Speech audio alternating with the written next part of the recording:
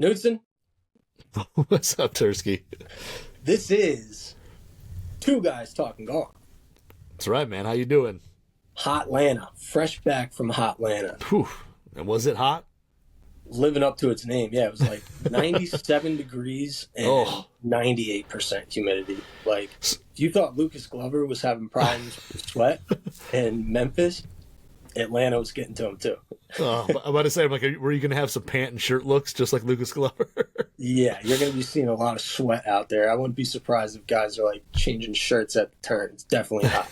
But we got the Tour Championship, top 30 guys there. Yep. This is an equipment show. Yeah, it's true. So they say. I wouldn't say equipment was like super hot. Certainly not as hot as the temperature. They've had all season to get their bags ready, and now it's like it's crunch time. Let's make some money.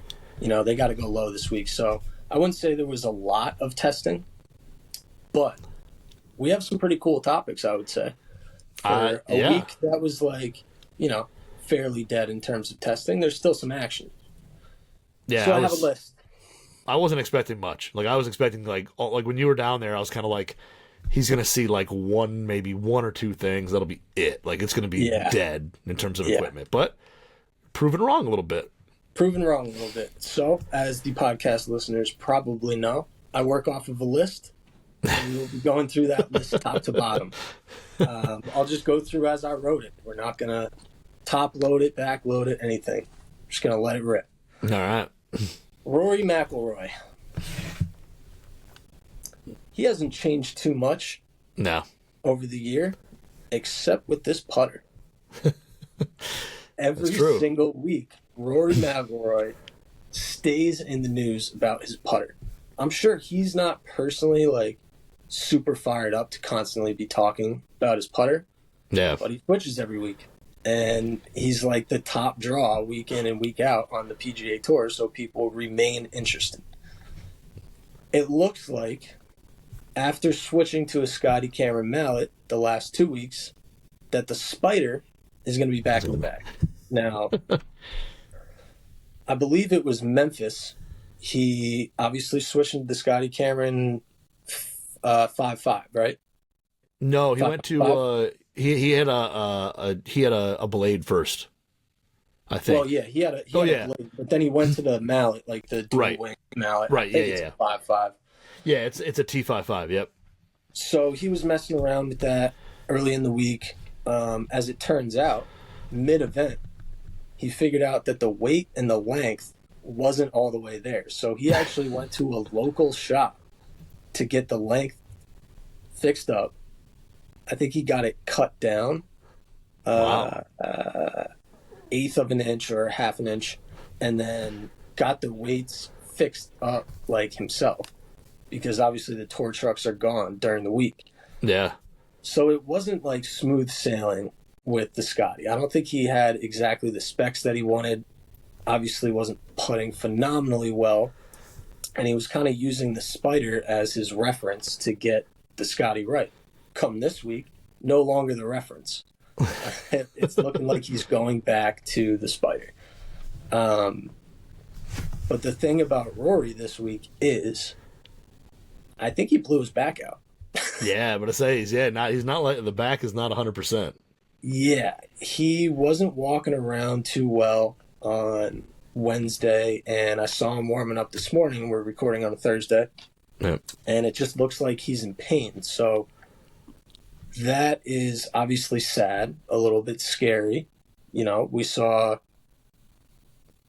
a lot of golfers get careers shortened or affected by back injury. So obviously just like prayers up for Rory. Just do the right thing when it comes to your back, because I know personally fighting back injuries and trying to just work through it doesn't always work. I think Tiger learned that along the way. I think David Duval. I think he had back injuries along the way. A ton of guys. You know, golf is the type of sport where it puts a lot of pressure on the back and the wrist. So when the back and the wrist injuries pop up, I think it's best to be like risk adverse. So I don't know if Rory's going to play the entire week. I think he's probably going to give it a go and see what happens from there. But, Rory's biggest strength is his speed. Yeah, and if he doesn't Obviously, have it, consistent ball striking throughout the years, throughout his whole career, really. But his speed is what separates him. And at Eastlake, you really want that speed. So without yeah, his superpowers, I feel for him out there this week. Luckily, the temperature is hot. It's not like you're playing Pebble where it's 38 degrees and your body's yeah, stiffened up. Like, getting the body loose shouldn't be too much of a problem for him this week. But if it's spasming, there's really not much you can do. no, So, as much intrigue as the putter may have, and it has been basically a Rory reality show with the putter, like all year. And then starting at the match play, he was going back to the Scottie blade, going back and forth, the spider, and the Scottie mallet, then the spider again. That kind of takes a back seat, to the health. So prayers up for Rory, and hope it goes well this week for him. Maybe just a scare, but if it's anything deeper, just take the WD and make sure you get that back right. That's my Rory take. We got a Rory. Well, I mean, the interesting thing with the putter is he is one of there's probably maybe 10 guys that when they switch something like a putter, everybody takes notice. And the biggest part of it is because he is a full TaylorMade staffer. He plays all TaylorMade equipment, ball, everything. And it would be like any of the guys. You look at the John Rahms, the Jordan Spieths, anybody of those top echelon guys that have under full deals with a brand. They play pretty much 14 clubs by them. Anytime they switch a club out to another brand, it's a huge thing. And why did they change it? Is it better? Is it worse? Is it whatever? And that conversation comes up. And I think, if you took a look at those 10 guys or whatever that are at the top there that have full deals, if Tiger was to all of a sudden put a non-TaylorMade club in the bag, people would go nuts. Other than the Scottie that he already plays, but if he showed up with a, 3-wood from another brand, everybody would go nuts. Why is he playing it? What's going on? And they'd have to know the whole story, and it'd be the biggest topic. And with Rory, to him, it's just a putter. It's a tool. He's just trying to get the ball in the hole.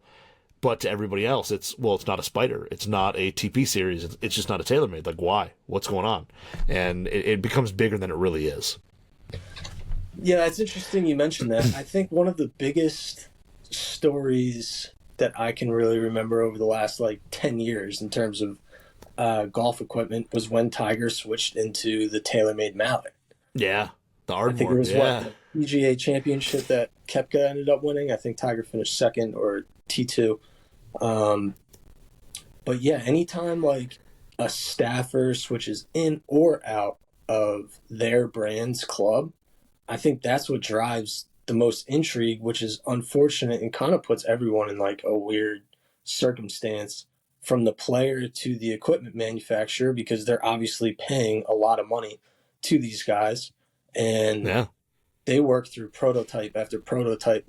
If Rory switches to a Scottie mallet, now TaylorMade is why is Rory switching to a Scottie mallet, and how do we make him something that will fit what he's looking for? Yep. And perfect transition right there. That's exactly what's going on with Scottie Scheffler. Yeah. So Scottie Scheffler is literally leading the PGA Tour this season in strokes gained off the tee, strokes gained approach. What else is he leading? You just go through the strokes gained. Yeah, it's everything. Anything to do with ball striking, Scottie Scheffler is literally number one. Yeah. And with the putter, he's more towards the bottom of the list, if not the bottom on some weeks. Yeah. And that situation is not completely uncommon for PGA Tour players or golfers in general. You can be hitting the ball phenomenally well. We all know this. Hit the ball phenomenally well. For him, it's been his whole career, really. But you go through these spurts of you just can't miss a golf shot and you can't make a putt. So that's kind of where he's at right now. I'm not sure how he's feeling confidence-wise, when he's actually hitting the putts, but you can tell he's just fighting the putter. Yeah. Is what it is. You can see it while he's playing events. You can see it while he's testing putters. So in Memphis, a previously never before seen TaylorMade Spider prototype Yep. got in The the hands SS of Proto. Scottie Scheffler. Yep. So it's a little different. It doesn't have the pure roll face insert, fully milled, which right off the bat, you kind of can tell that the weight's going to be a little bit more forward. He'll probably get a little bit more release on the putter.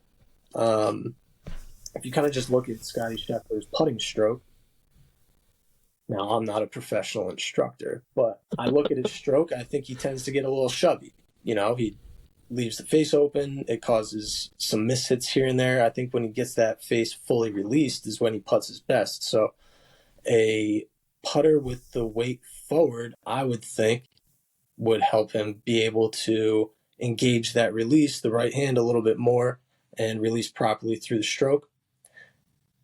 Watching him warm up and test through that Spider prototype session, it looked like he was releasing it really well with that.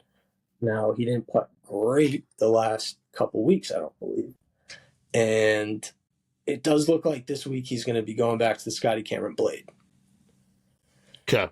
So I'm not sure where that leaves Scottie, where that leaves TaylorMade, if he does end up switching back to the Scottie blade, because this is a mallet that they developed for him that kind of benefits his stroke, and it is what he was looking for. It's like a mallet blade combo in terms of the way the putter functions at impact and during the stroke.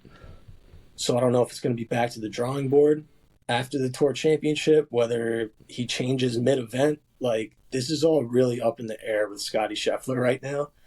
And the funny thing is, I mean, my prediction is that he won't make a putt all event. He'll probably win the Tour Championship and he'll win the FedEx Cup playoffs without making a putt the entire season.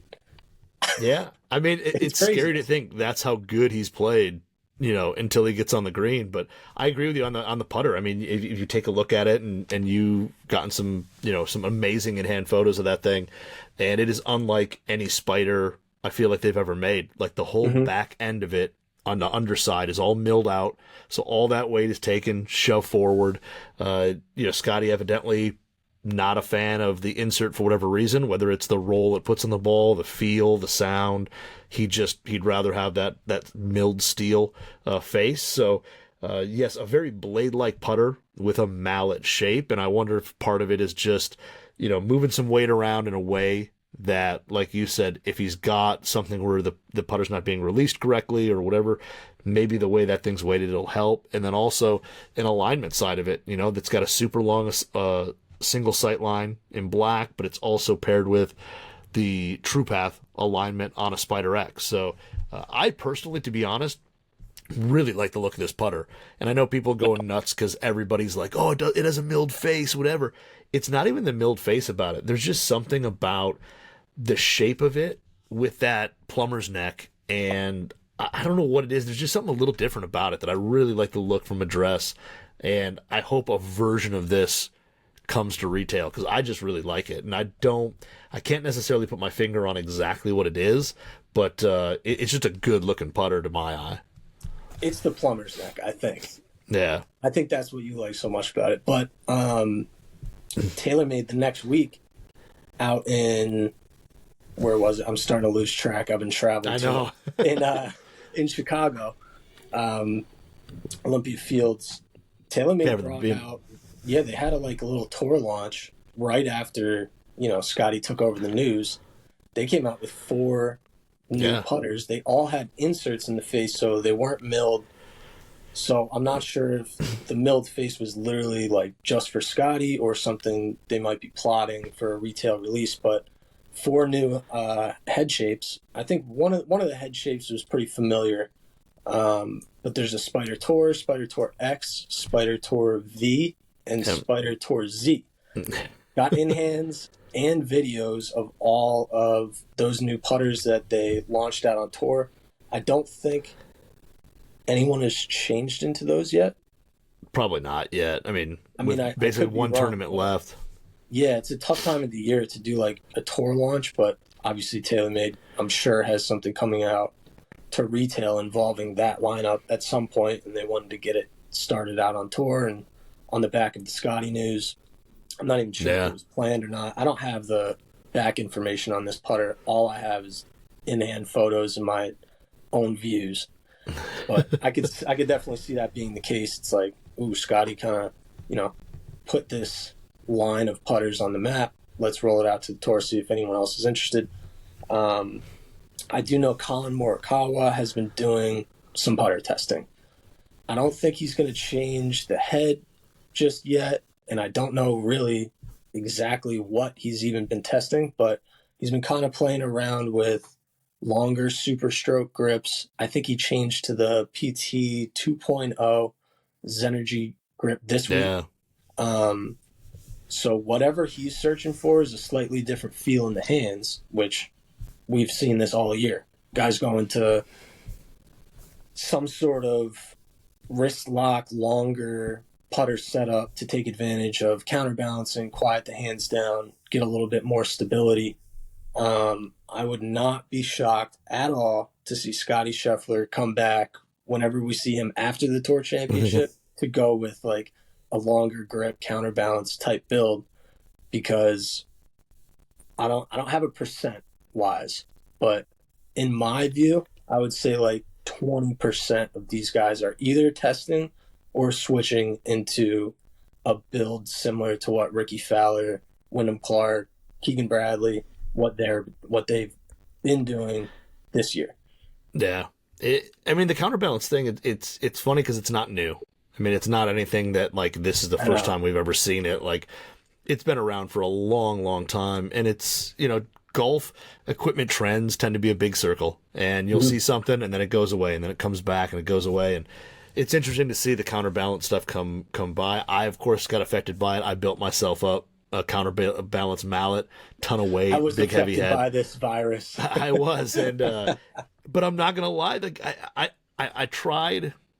The problem I have is when I tried a counterbalance putter back when like Odyssey came out with the Tank series, which was how long ago. The problem is they're all super, super long, and I'm a short, chubby guy, and my belly gets in the way of a counterbalance putter that's stock. Yeah. So I have to like build one up in order for it to actually to putt with. And so I built one up, and I tell you what, I took it on the course, and there's something to be said about how stable it is. And as long as you get the line and speed right, like the actual like hitting the center of the club face and squaring it up, like that kind of is taken care of. And it's pretty interesting that we're seeing a big resurfacing of that again with the guys like Ricky, Wyndham, winning with those counterbalance putters. Now all of a sudden everybody wants to try one again. And so I think, yes, you're right. Come next year, we're going to see, I think, hey, here's our putter launch. And then, here's also the counterbalance versions of a bunch of putters. Like, I think you're going to have a lot of options at retail to try some counterbalance putters from any, manufacturer. Whoever your, favorite putter brand is, you're probably going to have a counterbalance option to try come next year. I think you're absolutely right. And Super Stroke has to be incredibly fired up about that. Yeah, loving it. I would think that you're right. In 2024, if you see a mallet head released to retail, there's probably going to be a counterbalance option. Yeah. There's probably going to be an interchangeable weight system, and then the option to go with longer grip. And also, as we've seen through the years with iron fitting and retail iron purchasing like steel shafts and graphite shafts, I think graphite putter shafts are going to explode in retail as well, because you just look at the PGA Tour. How many steel shafts do you still see in putters? I mean, you still see a lot there, probably but still 50% or more, but that percentage of guys using graphite, ultra stiff, ultra thick shafts in their putters is exponentially growing. Yep. And the more you look at like the guys who are struggling on the greens, you realize that they're the guys still using steel. A little bit, you're right. I mean, obviously not always the case, but if you think about it, like who has made the biggest leaps in improving their putting? Yeah. Wyndham Clark, Ricky Fowler, Keegan Bradley, Lucas Glover, Adam Scott. They're all they're all gravitating. I mean, you look at just the Odyssey stable, and if you're an Odyssey player, you play an Odyssey putter, you get a build however you want it. So if you want a steel shaft, you can get it. If you want a Stroke Lab shaft, a little counterbalance weight, you can get it. If you want a Stroke Lab shaft without the counterbalance weight, they'll do that. You have the option. And almost every Odyssey player, from what it looks like, they typically lean towards the Stroke Lab putter shaft. And it's a little bit stiffer, a little bit more stable. And, in retail, we kind of get a little bit of that counterbalance weighting in it. But on tour, they can choose to have that or not.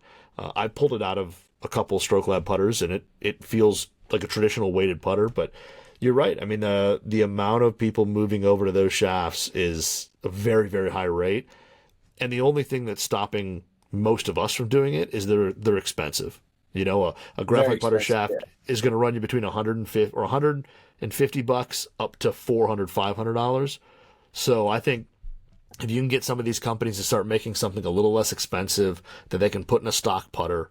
I mean, we've already seen it. I mean, Odyssey is the Stroke Lab. Cleveland started using the UST all-in shaft.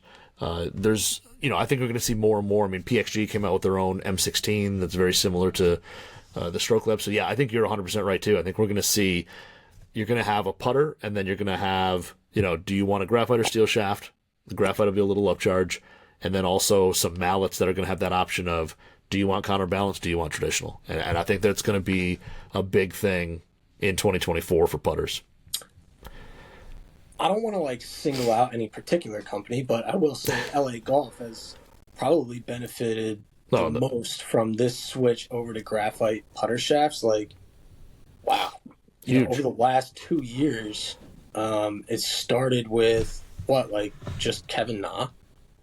Yeah, I mean, it was one or two random. Three years ago, when it was the Matrix, Ozic, HD, or whatever it was, their kind of first entry into graphite putter shafts. Obviously not the same company, but I don't know exactly what happened. Was there a purchase? LA Golf, Matrix, right? They purchased all the IP, I believe. I think they took all the IP and took it.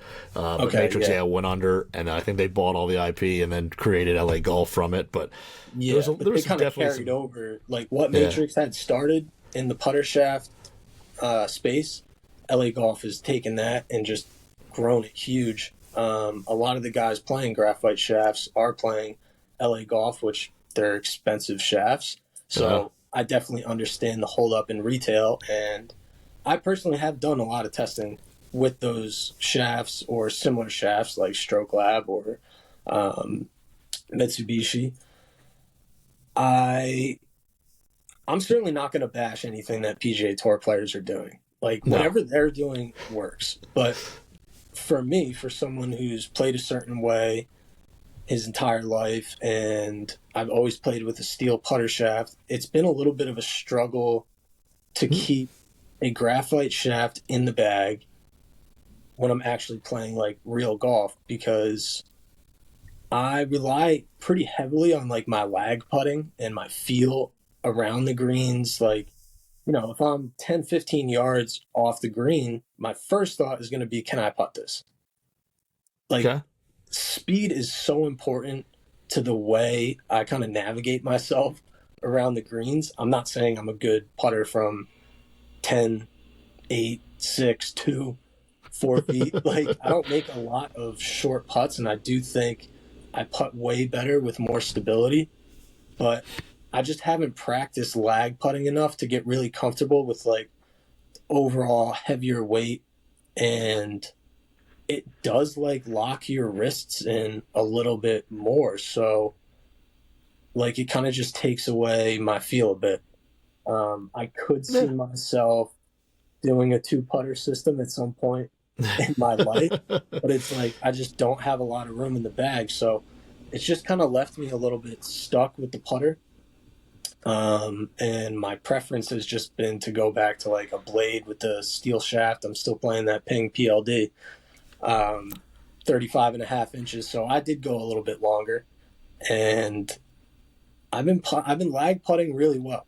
So it's like, are you willing to take away that part of the game to make more short putts? Like that's a decision that you have to make, and I'm sure they all work with PGA Tour stat crunchers and data systems and stuff like that to figure out what exactly is going to help them play better. And I should probably do a better job of that in my own game. But me and you are like we're field guys, we're testers and stuff. So Yeah. I kind of just want to put it into action and see how I feel about it. And that's where I'm at right now. Like, I don't have a graphite shaft in the bag personally, but I'm seeing the landscape of everything to do with putters. And most people are going with mallets, graphite shafts, and longer grips, and it's helping them improve. Yep. Like, So you can't really argue that. Lucas Glover just won the last two events, and he had the yips for like 5 years. The legitimate like worst yips I've ever seen, like the Ernie Els 4-putt at the first hole at Augusta type yips. Could barely put the face on the club, and now he can't miss. So I guess do your own testing there. Yeah, because I'm the exact opposite. I have one putter that has a steel shaft in it that's in the actual rotation of gamers. And that is that one that I just built with the mallet with the big counterbalance weight and all that because I needed a shaft and I had one, and it was a Nippon NS Pro putter shaft because it was heavier, it was 140 grams, and stiffer than a traditional steel shaft. So I had that, and I was like, "This is perfect. This is exactly what I want to build it." And but I'm the exact opposite. Every putter that's in my kind of gamer rotation is graphite, and I like that stiffer, stouter feel, and I feel like the putter isn't moving, the face is always square. It gives me more confidence, and I feel like I'm a more confident putter. I won't say that I make a ton more putts, but I'm a more confident putter with that. So I've been using it there, and then I think one of the biggest selling features, and this may be your transition into one of your items on your list. I don't know if I'm going to go off kilter, but look at Adam Schenk. He's using a super old putter head, an old original Tri-Hot. What is it? Tri-Hot 3 or number 1? It looks like a Rossi kind of like a Rossi mallet. Yep. I think it was called the number 1 back then. Original Tri-Hot head, the multi-piece, all that, with a brand new Stroke Lab putter shaft on it, which is just, so you got to think that guy loves the head, that shape, the feel, the weight, everything there is perfect. He still took that thing, took the steel shaft out, and went Stroke Lab, which is pretty impressive. Did you see what other putter he has in the bag? And he said he thinks he's going to game it. It's the is it? Ricky Fowler Jailbird with the lead tape on the sole, same super stroke grip. Like, it's funny how big of an influence that putter has had on the landscape of golf equipment this year. Unbelievable. Unreal. It has completely I would love to know the putter game.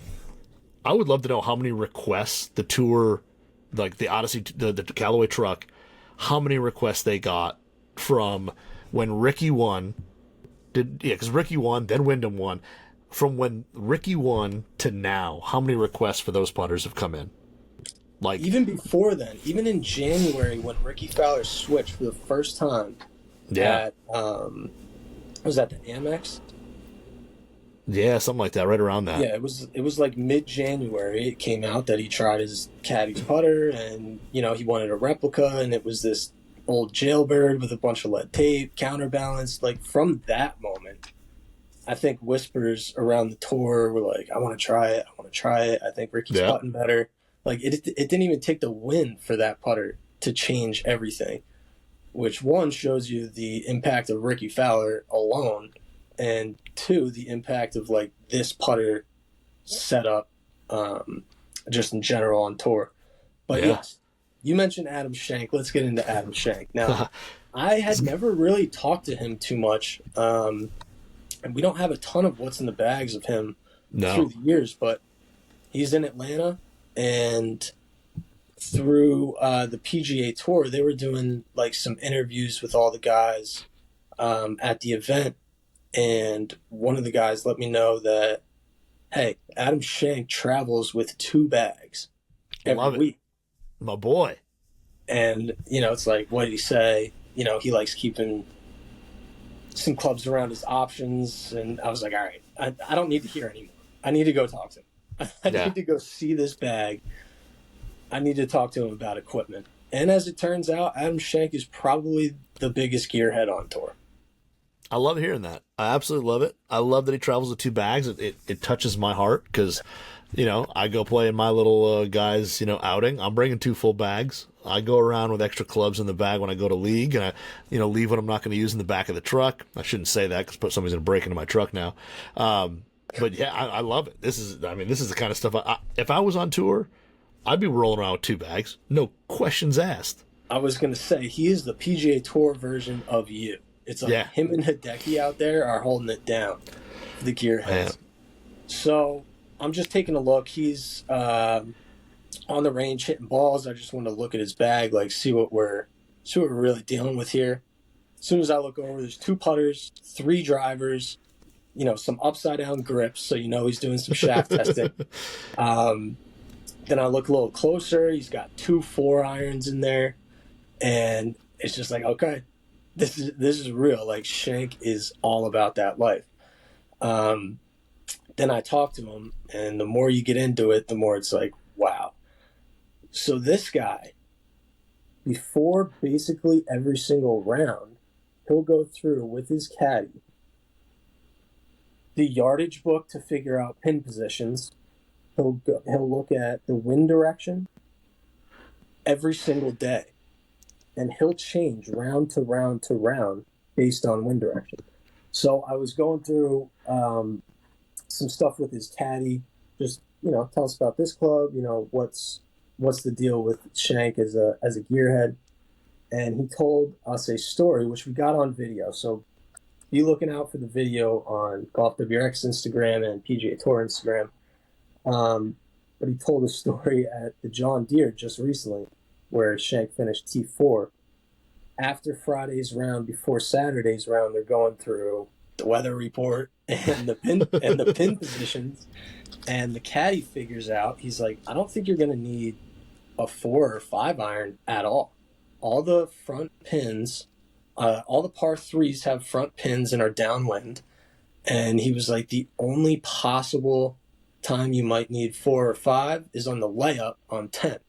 Like, they're getting that precise with picking out these clubs. So they get to the 9th hole that week, and I guess he's 210 out, a little into the breeze with a back pin location, and he looks at the caddy. He's like, "Whoa! Like, what do you think here?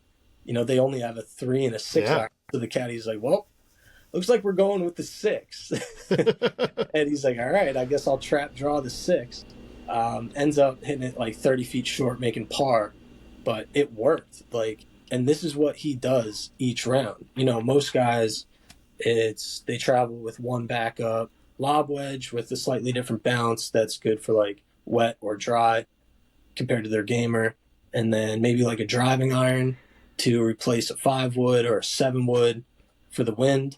But he's literally looking at wind direction and pin location and like going backwards, setting up his bag. He also, his 3 different drivers, they're not just like, oh, I'm testing this shaft, like this one has like 0.5 different loft. Like, he has a fade driver, a draw driver, a low driver, a high driver. Like, he'll play with a driver and a mini driver, or he'll play with a fade driver and a draw driver. Like, it moves and shakes every single day.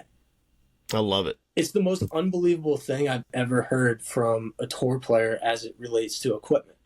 I don't want to overhype it, but legitimately speaking, like, when Hideki travels with 2 bags, sometimes 3, it's nuts. He might have 45 clubs in the bag, but I feel like week to week and day to day, he doesn't really change that much. Yeah, he's playing the same stuff, yeah. Yeah, he's mostly playing the same stuff. Like, he might play the exact same model of shaft and driver, but it's like just a different build.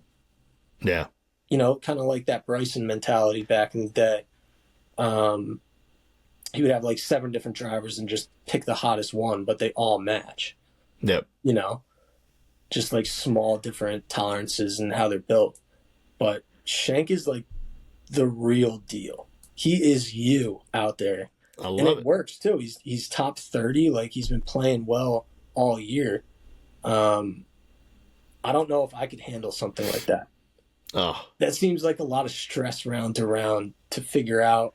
And I would never want to be in the position of not having a 4 or 5 iron in my bag, not literally being able to hit the shot I want, especially under tournament conditions. But man, do I respect it, love it, and I can't imagine how happy you are oh. seeing that stuff. But I yeah, mean, what's your Schenk takes here? I absolutely love it. I mean, yeah, because it was interesting because we were kind of putting together all these what's in the bags for this tour championship, and I said something about I was looking online, looking at images and stuff like that, and it was like, oh, he's got a G430. Wait, no, he's got a G400. Wait, that's the same tournament. Like it's like holy crap. Like wait, what? And then you're looking at irons, and you're like, oh, there's the I210s, and then you're like, wait a minute, no, that's an MP18SC. Like wait, and it's like it was so confusing of like. Wait, this is the same tournament. It's just Friday and Saturday, and he's got totally different clubs, and trying to figure that stuff out. But I mean, I love it, and it makes sense for guys like him that are on tour that are at that level. I get both sides of it. I get you figure out what works and you just play it, and that's it. A la Tiger. This is what I got. This is what I play with. I'm an expert with these 14 clubs. I get that side of it, and then I get the side of it with this guy where Shank knows that like, hey man, my swing is my swing. And if I put different clubs in that are going to do slightly different things with the same swing, I can then manipulate my round.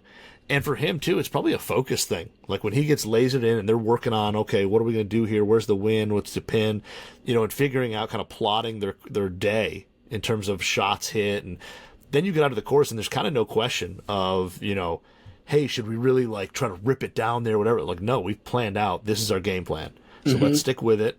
And if we stick with it, we're going to shoot a good score and we're going to have a shot to win a tournament. So I think Padraig Harrington was like that. He used to carry around like a couple iron sets with different grooves so that some would spin Literally more. Different grooves. Yep. Yeah. So he'd know like, oh, if I put the 7-iron that spins more, well, like, this shot here, I'm going to probably hit it more out of the rough around here. I mean, those are the kind of things that kept him focused and dialed in on his game. And I absolutely love it. Like I said, I would travel with 2 bags and maybe even more. Like I'd be like, I'd have like so much baggage going to tournaments, but and I love that none of it is like, some of it's new, most of it's not. I mean, MP18 SCs, like when's the last time? I mean, MP18s are old. G400 drivers, which are classics, but still, I mean, they're 3 generations old now. He's just got like just a kind of crazy mix, but I love it and it works for him. And I'd be the same way, but all my stuff would probably be brand new. It'd all be like brand new stuff. If you're interested in more insight about Adam Schenk and his relationship with equipment, I did write a feature on it for PGAtour.com, so head over there to read that. But in the story, there's a quote, and I'll paraphrase it here because I'm not looking right at it. But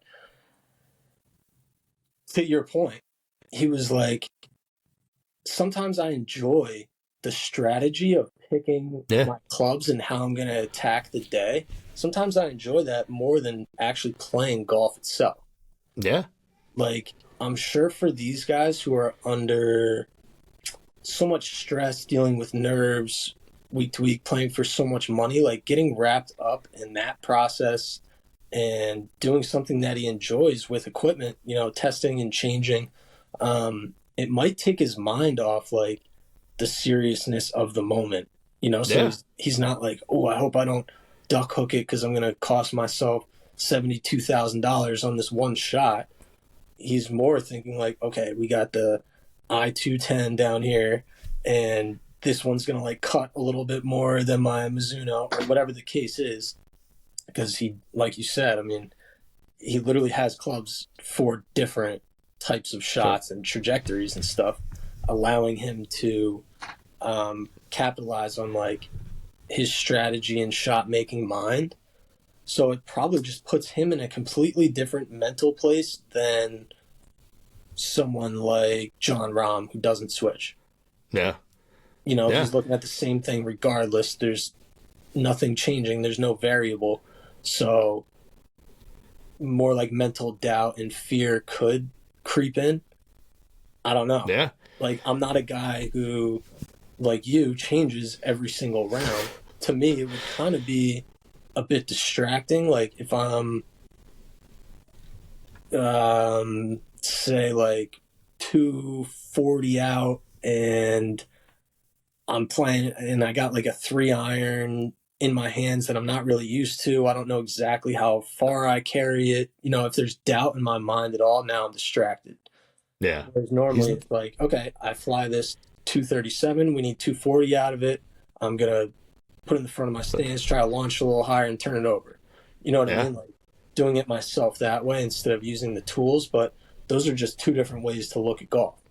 I think what he's doing, I think it could be a system that works for amateurs, having a bunch of different clubs as options. Obviously, you need the money to do that. But true. If you're a gearhead and that's something you enjoy, like, here, look at Adam Schenk. He's on the PGA Tour doing the same thing, and it's working for him. So, like, maybe it's not something that you need to change. Just, like, embrace it, have fun with it, but make sure you have a strategy going in to why each club is in that bag. Yeah. Oh, no, and also you think about, like, him and his caddy work on this, and it's almost like chess. Like, let's plot this out. Let's plan the strategy. And imagine, like, you get done with a round on Saturday. You fired, 64, played great, and everything that you plotted out worked exactly how you guys both planned it out. And the sense of accomplishment of not only did I have a great score, but I knew going into it, if I played okay, I'm going to have a good score. And that's just another added little piece of satisfaction at the end of that round that you're just like, yep, that worked out. Let's start working on, tomorrow. Let's see what we got. And also, the other thing with amateurs, like, you could have 2 full bags of clubs.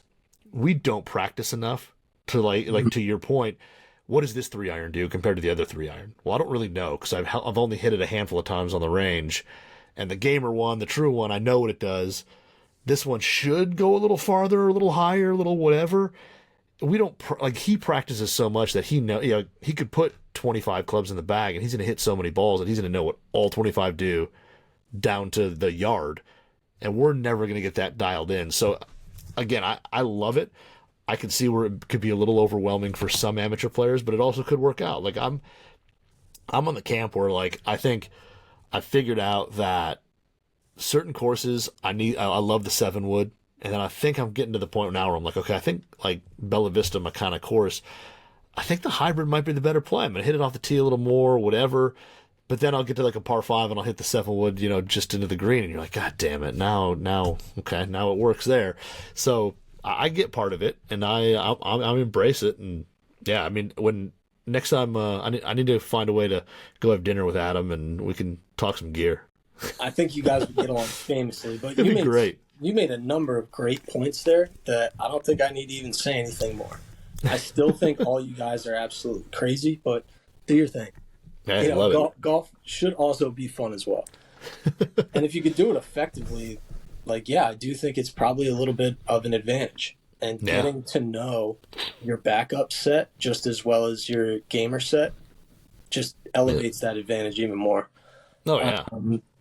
The last couple weeks, I've seen a few guys now switching into Callaway's new Apex CB irons.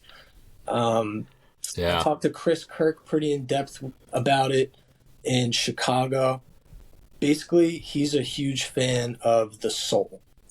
Mm-hmm. He also really likes the consistency out of the rough, and just in general, it's a little bit more forgiving of a head.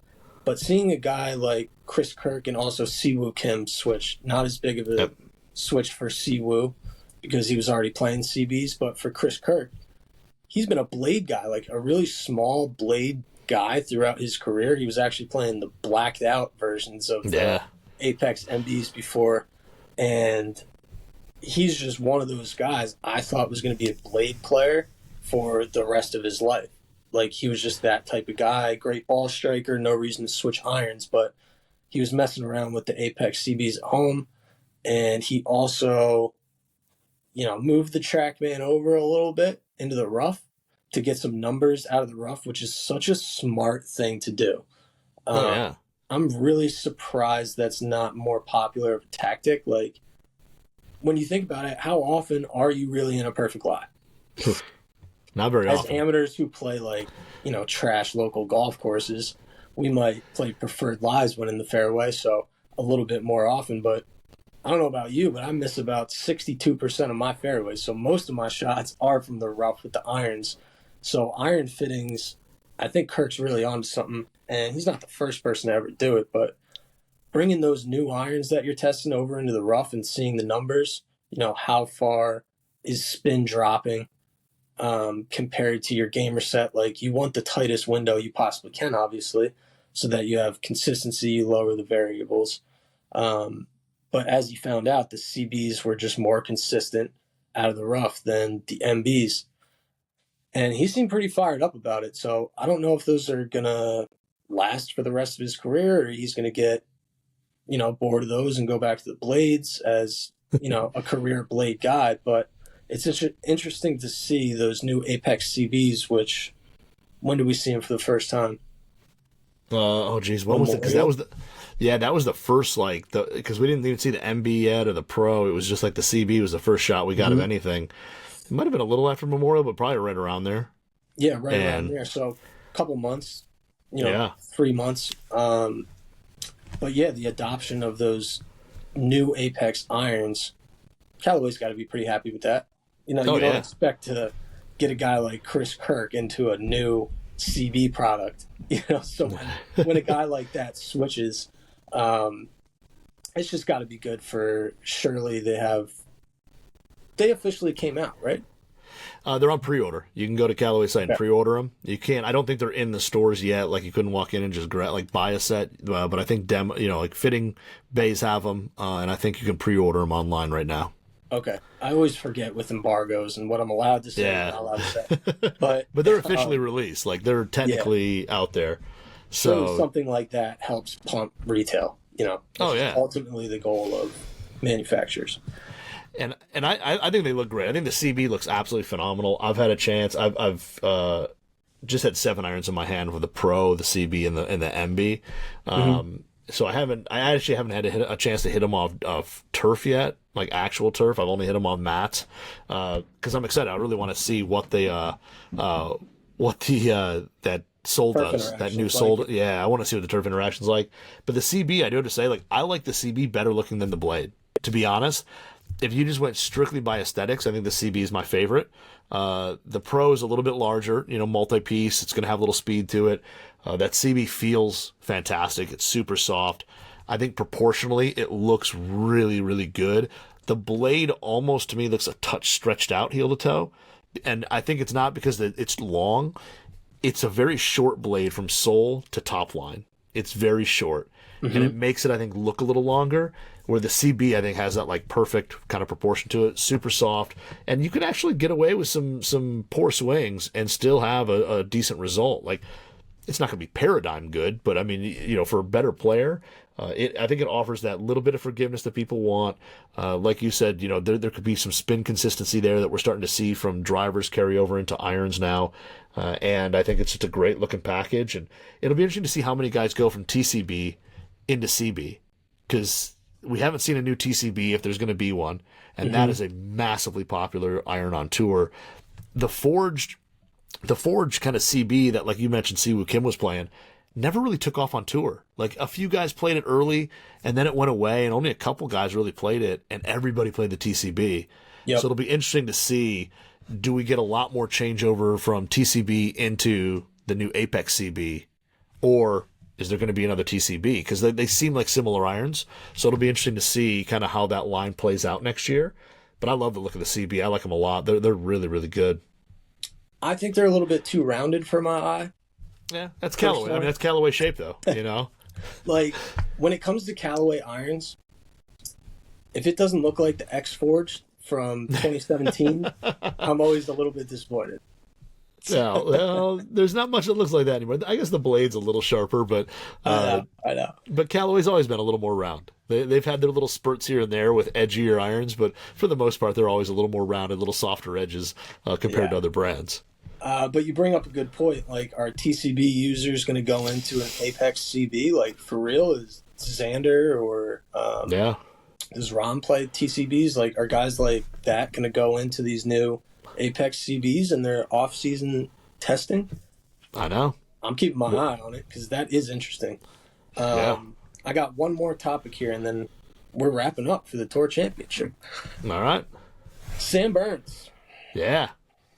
Sam Burns. He has played a number 7 Odyssey O-Works Black for his entire career. Yep. Literally. Like, I think every single round he's played on the PGA Tour has been with that putter. All his wins, which I think he has, 6 or 7 wins, all of them have been with that same putter, the number 7. It seems like over the last couple weeks, he's considering changing. He was testing out a prototype Jailbird Mini at, where was that, Memphis. It seems like, and Odyssey actually put out a tweet that he was switching into it. Last second, like essentially right before he went out, he put the old one back in play. So he just wasn't ready for the switch. This week, we caught some spy photos of him testing a completely new, different, whatever, number 7 model, but 100% the head looks different. It has a black insert on the face. The sole looks different. I think you pointed out there's 2 weights on the sole that look like it could be bringing weight forward in the head. And just the general look of the putter, like you can tell the hosel looks a little different. The paint color is a little bit different. The lines on the crown are a little bit different. I don't know what putter is, unfortunately. Yeah. But it's different. It's not the same number 7 that he's played his whole career. I'm also not sure if he's going to switch into it. It was the only putter in the bag on Wednesday. That I can confirm. So he went out on the course. I don't know if he played 9 or 18, and he was warming up on the putting green. It looked like he was just practicing. It didn't even look like he was testing between putters. And I only saw him with 1 putter this week. When I asked him, I was like, "Are you changing the putter this week?" He said, "I don't know yet. We'll see." So, I mean, he is the type of guy to like, okay, I'm definitely switching the putter, and then like, hits a couple putts on the greens, and he's like, nope, going back to the locker, getting the other putter. So Sam Burns is keeping us on our toes, but it's really interesting. He's made it this far in his career, and now he's looking at switching.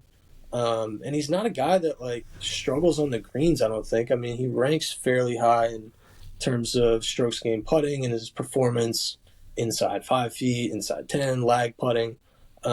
He's not a super poor putter, so maybe he's just looking for a little switch up, or he's finding something that actually works better. Yeah. So, I mean, I think the big thing about this putter is what's the face? There's an insert there. It doesn't look like, I mean, it doesn't look like a white hot. It doesn't look like, I mean, it almost from this, I mean, and granted, like you had to like spy photo it, like telephoto lens it in there. Yeah. Like he wasn't handing you the putter to take in-hand photos with. So, I mean, the putter face, I mean, it almost looks smooth like metal. But I don't know. I mean, it could be something like a DFX. I remember they did make the White Hot Pro in black, or the White Hot insert in black when they did Versa back in the day, because you could get a white Versa, and they made a black insert there. They made a DFX insert. They made a couple different ones. But that's the big thing is what is that insert? It has no logo on it. Like usually all of the ones, even on tour, they pretty much had like a little swirl or something on it for the Odyssey logo. There's nothing. Doesn't look like to have anything on it. And, I mean, it definitely has some decent sized looking weights on the bottom. Like they're all black. They don't have much texture, it doesn't look like, from the photos. And again, we're talking across the green, but there's also what looks like where a little badge for whatever the name of this putter is empty, right in between, like right near the face, right up there. It looks like it's kind of missing a badge, probably on purpose. I wonder why. Yeah, but a really clean looking putter. I do have to say the one thing I really like, one of our members in the forum, Big Blue 7, made a reference that the sole, the way the swirl, the Odyssey swirl and all that, looks a lot like the old originally Black Series that they used to make. Mm-hmm. And it kind of has a similar look to that on the bottom. So little keys that, hey, maybe it does have a different insert tech. Maybe it's got some different weighting, but definitely a sole plate there. Definitely some forward weights. and a little slant neck, and it's probably a really good looking putter. Also interesting, no Stroke Lab shaft. Sam's got the full, looks like black steel shaft on there. So a real clean look.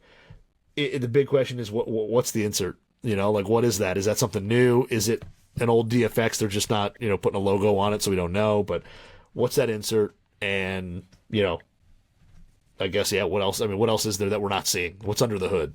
Yeah, what's under the hood? That's the big question here. With my own eyes, I will say, just compared to the photos, I'm not positive that face is smooth. It almost seemed like a pure roll TaylorMade type insert, like a soft insert, maybe with grooves, but it's really tough to tell. It's a really super black putter with a super black insert, so it is tough to tell without that contrast. But yeah, I don't have any more information, unfortunately. And the other thing with that, saying there might be some type of texture or whatever there for roll. I mean, on tour now, if you look at some tour putters, some Odysseys, the White Hot insert is super textured out there. And if you look at a retail one, it feels like sandpaper if you run your fingers along it. Is that what you're saying? It looks like it might. I've never touched one. I've never seen it in hand. But some of the photos that you and Greg have gotten over the past year, some of them are clear enough where you can see and you're like, man, that face looks like it's definitely got some roughness to it that the retail ones don't have. And maybe it's something like that, just taken a little further, or just done differently for this new putter. But yeah, definitely interesting. I love the number 7, so of course I look at this putter and I'm a big fan. I think it looks great. I would, definitely roll this thing. It would definitely get a spot in the bag to at least, take out for a round or two. I'm sure. I'm excited to see more about it. I want to see more about this number 7 and what it's about. You take that putter for a little walk in the park? Yeah, give it a roll. Give it a couple 3 putts on the green. A couple 3 jacks. So I mean, we'll see what Sam switches to. I think my number 1 recommendation, if you're listening and you're curious about this putter, why don't you head over to the Golf WRX forums. Yeah, we got a whole thread on it. So I have 7, 8-ish spy pics of Sam Burns hitting some putts with this putter. I tried to zoom as much as I could without making them super blurry. I mean, it is what it is. I was a little bit far away. When the time comes to get some in-hand photos, I will capitalize on that. As best I can. But yeah, Odyssey, obviously, something. That's all I got on that. There's something new going on. So we'll see what's on the way from them. The putter industry is hot. That's my takeaway from this podcast. Yep, super hot. Not hotter than the temperature in Atlanta for the Tour Championship, however. Brian, enjoy yourself some top 30 golf. Oh, I'm already I'm looking right now. Like you said, this is Thursday afternoon, and my boy, my new rooting favorite, Adam Schenk, 5 under for the day, 6 for the tournament, T5 at the moment. He gained a lot of fans this week in the gear. Come on, baby, please. Let's go. I'm proud of us. We made it through the whole podcast not mentioning the Ryder Cup at all, and I think we're going to keep it that way. I like that idea. We'll save that for later. I love it. It was a wonderful podcast, Knudsen. I really enjoyed myself. It was. Now I'm going to go enjoy some Tour Championship. Root on Adam Schenk. That's right, baby. Let's go. Let's go AS. Journalists aren't supposed to root for anyone, but man, Schenk tugged at a lot of heartstrings this week. That's right. That's my boy. All right. That was 2 guys talking golf from the Tour Championship. Enjoy yourselves out there.